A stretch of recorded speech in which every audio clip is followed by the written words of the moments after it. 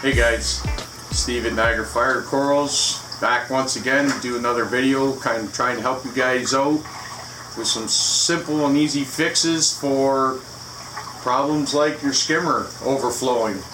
You have an issue with your skimmer overflowing, dumping all that hard-earned skim mate that the skimmer's been pulling, dumping back into your system when that cup overflows, maybe when you're at work or out for dinner with your significant other. Well, today I'm going to show you how to stop that from happening, and you'll never have to deal with that issue again. So I'll walk you through what I've done with my skimmer, and I'll give you a quick and easy rundown on how to do it. It's very inexpensive and it'll solve that issue forever.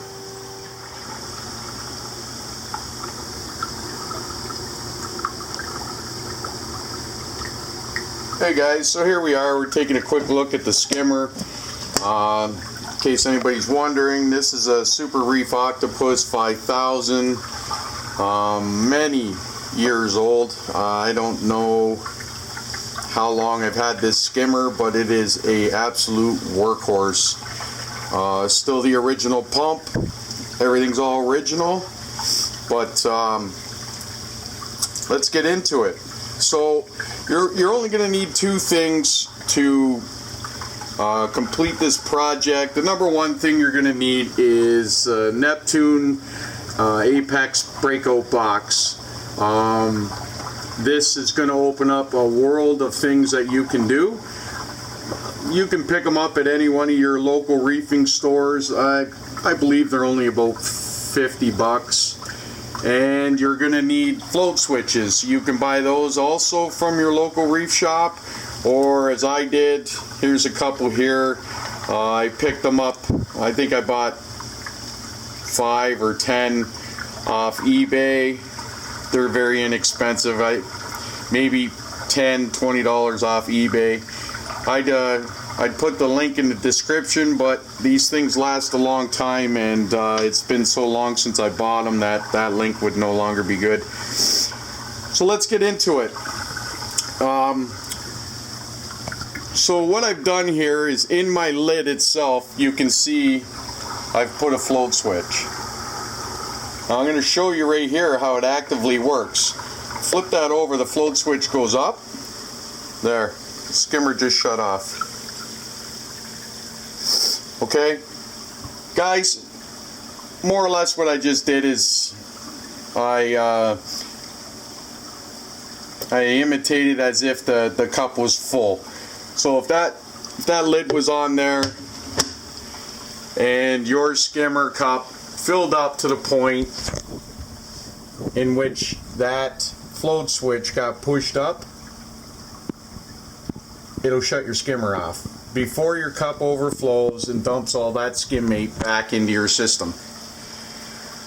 I'm going to attach, I'll throw a picture up on the on this video, and I'll show you the coding that I've written so that this project works flawlessly. It's really very simple. In the actual plug that you've put your skimmer on in your Apex energy bar, you'll simply write code in there that, you know, in the case of mine, this is switch number 3. You have multiple switches here you can use. I can't get that to focus, but switch number 3. As soon as you attach this into your Apex, you'll get, I believe it's 6 switches come up. Switch number 3 is for my skimmer. I will simply write the code in the skimmer outlet that if switch 3 is open, meaning in the position it's in now, that the skimmer is on. And if switch 3 is closed, which means the liquid inside of the cup gets to the point which it pushes that float switch up, that will be closed. If switch 3 is closed, skimmer is off. And that's all it is, guys. Simply put that liquid inside your cup gets to the point which it pushes that float switch up, it will shut your skimmer off before it overflows everything back into your system. I'll give you another quick rundown on another little project that I've done with this breakout box. Is right here in my sump. Let's see if I can get you to see there. You can see I have two switches. The lower switch of the two is for my auto top off, and when that switch goes down, it simply tells the outlet that my auto top off pump is on, that it's open, and that the tank needs to be topped off. At that point, that outlet will turn on.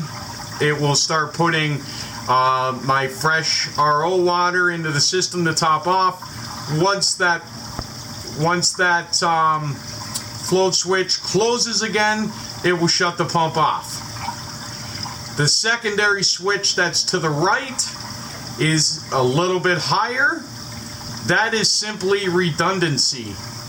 If for some reason that switch on the left got stuck in the open position, rather than my system dumping water to the point that it empties out my reservoir, which is about 15 gallons, that secondary switch there will go up into the closed position, and it will shut off the pump regardless if that one on the left is asking for water or not. Simply put, it's a simple thing to do. In case your switch was to stick, it will not allow it to dump all your fresh water into the system. I will also put a picture of my coding that I've written to do this as well. But so you know, the one on the left would be switch 1, the one on the right is switch 2, my skimmer is switch 3. This is all done off of that breakout box and just simply writing a little bit of coding. Total cost to do all this, guys, would be, $60. And right here, you've taken care of your auto top off system. It will constantly keep your tank topped off, and you've taken care of an issue with your skimmer overflowing. I will also show you in my alarms that this particular probe here, if this was to become closed because the cup has filled, I've set it to send me an alarm, and that alarm simply states that switch 3 closed, and then I know that my skimmer cup is full and my skimmer is shut off. So I even get sent a reminder to tell me to get my butt down here and get this skimmer cup cleaned out and get the skimmer back up and going. Alright, guys, I know this is a short video and quick, but if you have any questions, you don't completely understand exactly what I'm saying or how I've done this, by all means, shoot me any questions or comments, and I will I'll be happy to help you out. I will post pictures of all the coding I've written for all 3 of these probes. Actually, I know this was supposed to be about the skimmer, but I thought since we were doing it and it's all basically the same thing, I'll show you how I did my auto top off as well. I've been running exactly this setup for my auto top off and been using a probe in my skimmer like this for I would say at least the last probably 5 to 7 years, and I have had 0 issues with it. It has always worked flawlessly, and I'm super happy with it. I just thought I'd share and try and help somebody else out. Upcoming video I'm going to do is going to be of this, you can see this coil of PEX in the tank down there, coming up to the pump and that. I will walk everybody through how I've done this, but I am heating my tank with my hot water from my house, rather than 4 300 watt heaters like I was before. So that'll be in an upcoming video. Okay, so I just want to add one more thing in. so everybody has a better understanding of these floats, these switches, and what I'm about to go on and show. For the purpose of this video, when I'm talking about open and closed on these switches, the position you see here now would be what I call open. When it goes up, that would be closed. Open, closed. Okay, so when you wire these up, there's two wires obviously. They both look exactly the same. Do not panic if you wire these up and you get this thing going and it's in this position, which, like I said, I consider closed, and it shows up on your system as open. Okay, in other words, backwards. If it's open and closed instead of open like this and closed, there's a few things you can do. I will tell you obviously the easiest one, but if you've already wired it up, obviously you don't want to go through all the hassle of taking it apart and switching these, so then it would read the opposite way. You could write the coding opposite. You could write the coding as that there being closed and that open, which again, it just, in my mind, when you look at it, it makes sense that that would be open, that would be closed. The best way that you could resolve it, if you were to wire this up and it showed up backwards, is this little clip right here on the bottom of the float. You can simply take this clip off. Sometimes they're a little stubborn, but the clip just pops right off. Take the float off of the shaft, flip the float over, put it back on. That will change it so it would be the opposite. It's that simple. So don't panic if you wire this up and it's showing up backwards. Just flip this over and that'll resolve it. Okay, and now I'll go on and we'll go see some screenshots and I'll explain them to you, but I just wanted to make sure you guys understood what I mean by open and close when I'm talking about these, and how you can resolve it if you wire it up and it is backwards. Alright, so we're going to move on now. Alright guys, so here we are. I'm just showing you kind of my main Apex screen where you can see the SW1, SW2, SW3. Those are the slides or the channels coming from the breakout box. As I said, I believe there's 6 that you can use on there. One of these would be the float switch in the skimmer, and 2 of them would be the float switches that I showed you in my sump. So I'll just go through some screenshots here from my Apex and I will show you some of the programming. You know, you'll be able to see it firsthand and copy it if you'd like to use this method to do what I did.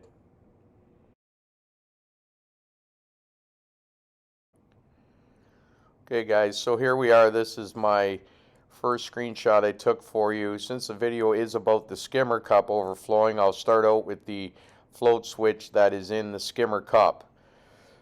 So as you can see, SW3 is my skimmer float switch. That's the float that's in the skimmer cup, and if it's open, meaning it's hanging, that would be the position considered open. It would be on, so the skimmer would be on. If that SW3 switch or the float is closed, meaning that the fluid inside the cup has come up enough that it's pressed that float switch to the up position, it will turn the skimmer off. That's simply what this reads. If SW3 open, then on. If SW3 closed, then off. The rest of the stuff here, other than defer, I'm deferring it 30 seconds because, as most of you know, if your skimmer was to turn on after a power failure or anything like that, your sump level is a lot higher, could cause the skimmer to overflow. So I simply defer my skimmer 30 seconds once it kind of gets a signal to turn on. That way the water level inside of the sump has dropped by that point and there's no worries of, you know, accidentally overflowing your skimmer that way. So this is the simple coding that you would write for the skimmer. So I'll move on now and I'll show you the coding for the sump floats, and you guys can see how I did that.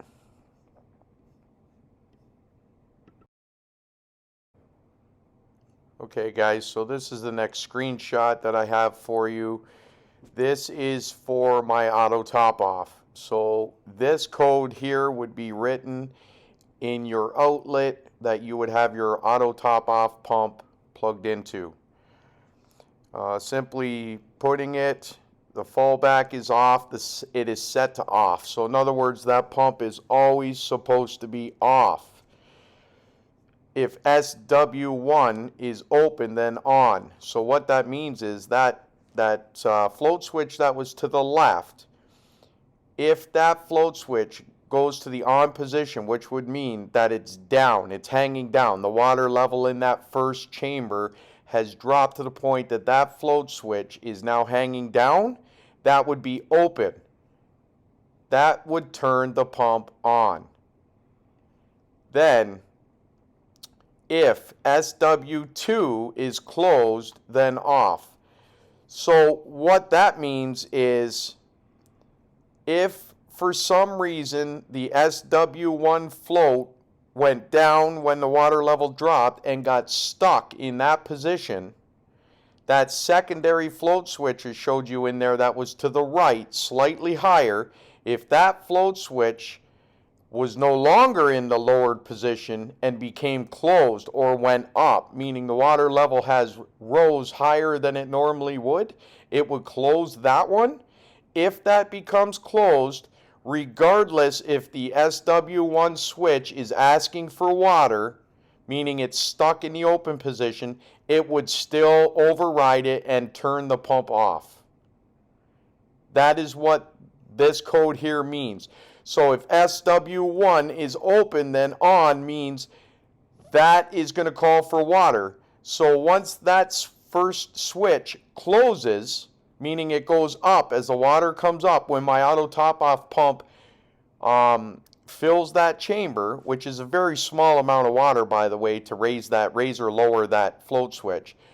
But once my pump starts putting the auto top off in and raises that switch and it closes, it is no longer in the on position, then it will defer back to the fall off or the set off, which is off. Hopefully you guys understand what I mean by that. If you have any questions or anything, please just throw them in the comments and I can talk one-on-one with you, help clarify it. But it is pretty simple. So I'm going to move on to the next screenshot for you guys and show you what else I have here that can help with all this programming. Okay guys, so here we are. We're back to that main Apex screen that I was talking about earlier, and I showed you earlier SW1, 2, and 3, which are my float switches for the skimmer cup and my sump. I'm just going to show you here sump high, sump low. Those are virtual outlets, and I'm just going to go real quick into what those are and what purpose they serve for me. So I will move on to those two slides now, or those two screenshots. Alright, so now I'm going to go over the two virtual outlets. If you do not know what virtual outlets are, just do a simple search on Google or anything else for that matter, and there's tons of stuff out there to show you how to do them. Super simple, but it's not the point of this video. I'm not going to get into that, but I do need to show them to you and explain why I have them, because when I go on to my alarms next, you'll understand why I have these. So this would be for my sump high.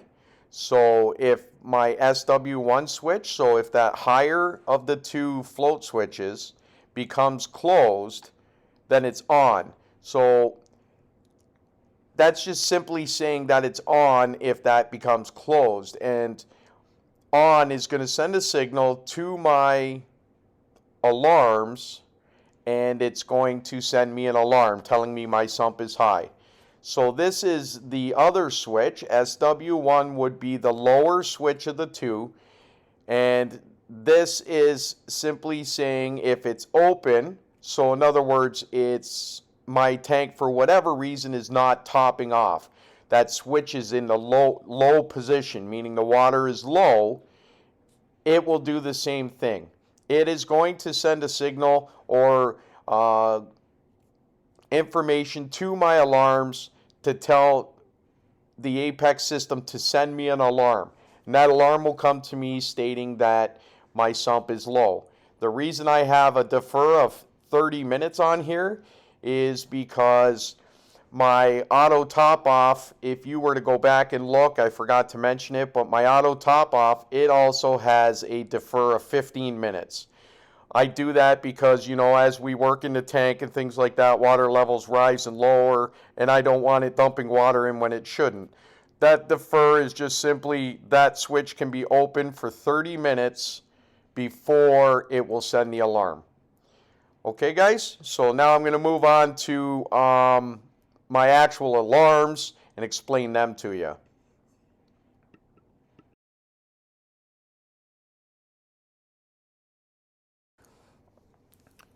Okay guys, so here's some of my alarms, a screenshot of some of the alarms I have on my tank. Disregard, you know, all the display tank ones and the pH ones. All we're looking at here is if SW3 closed, then on. So that SW3, if you remember from earlier, SW3 the SW3 switch is the float that is in my skimmer cup. So if that switch becomes closed, as you know from earlier where I wrote the code in the actual skimmer outlet, it will turn my skimmer off. But not only will it turn the skimmer off, because I have it written here in my alarms, if that becomes closed, it'll turn the skimmer off, and this is going to send me an alarm to my phone letting me know that my skimmer is now off or my skimmer cup is full. Next would be if outlet sump high is on, then on. So that sump high and the sump low are those two virtual outlets where if the sump high and sump low, which would be that switch 2 and 1, if they become in the high or low position, which I explained earlier, they will also send me an alarm telling me that my sump is either high or my sump is low. Do you need these? Absolutely not. I do them simply because I like having as much redundancy on my tank as possible, and this simply lets me know that when I'm not getting alarms from my sump high or sump low, that's just reassuring me all the time that my sump is riding at the absolute perfect level where it should be, where I want it to be, and I don't have to worry about having issues with, you know, my sump going high, causing my skimmer to overflow, or dumping too much water from my auto top off into the sump. Again, it's just some redundancy. It is very simple to do, and hopefully this has helped you guys. I can't stress enough, if it is a little confusing or you have any questions, just throw them down in the comments and let me know, and I will gladly help you guys out.